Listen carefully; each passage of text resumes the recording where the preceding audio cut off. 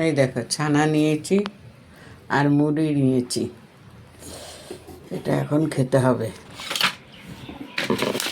ওষুধ খেতে ভুলে গেছিলাম বলছি, তাই এবার এই যে ওষুধ নিয়ে বসলাম।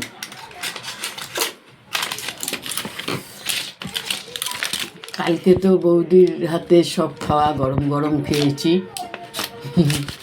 আজকে নিজে গরম গরম করে রান্না করে খেয়ে দেখ অনিতা কেমন লাগে, তাই না বলো? যাই হোক, এই যে ছানা আর মুড়ি নিয়েছি, আর বাটিটা দেখো কত সুন্দর। এই বাটিটা পুরী থেকে আমার বারুইপুরের বৌদি এনে দিয়েছিল, অনেক দিন ঘরে ছিল, তা সেদিন ওই যে শোকেস গুছাতে গিয়ে এটাকে বার করেছি। রেখে পুষে রেখে কি হবে বলো?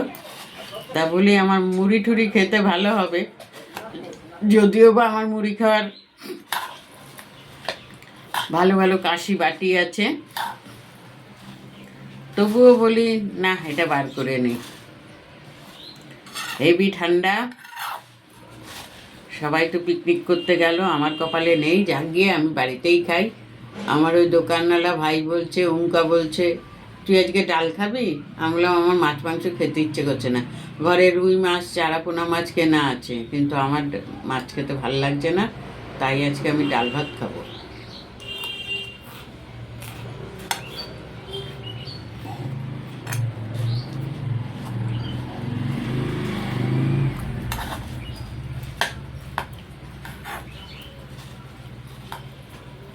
যা মাছ আছে দুবেলা করে মাছ যদি খাই 3 দিন হয়ে যাবে। কি হাওয়া আসে না এখান দিয়ে, ভীষণ হাওয়া আসে জানো। তবে আমার টেবিলটা হয় না, আমার খুব ভালো হয়েছে জানো, ভীষণ ভালো হয়েছে।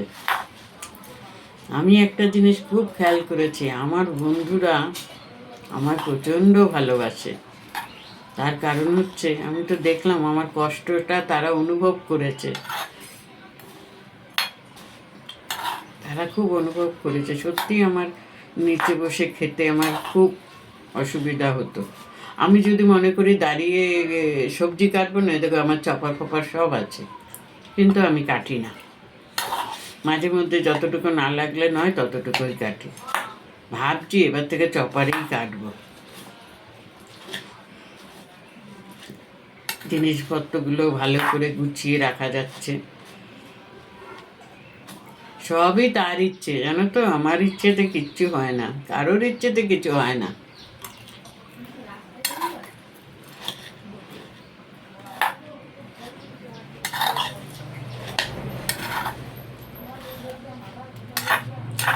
কালকে সারাদিন বসে শুয়ে কাটিয়েছি, দাদার সাথে গল্প করেছি, মাঝে মাঝে দাদার সাথে ঝগড়া করেছি, এই করেছি।